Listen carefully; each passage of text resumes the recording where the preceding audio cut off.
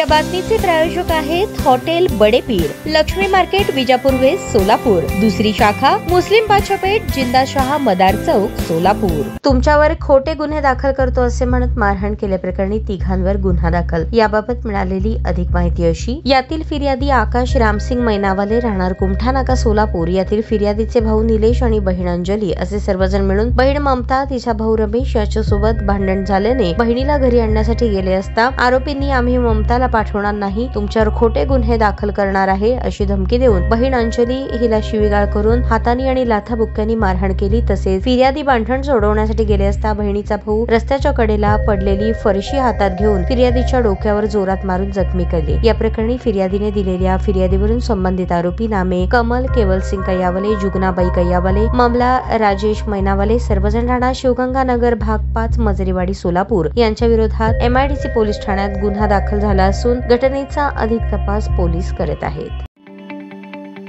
ताज्या बातम्या पाहण्यासाठी प्राईम महाराष्ट्र न्यूज चॅनलला सबस्क्राईब करा।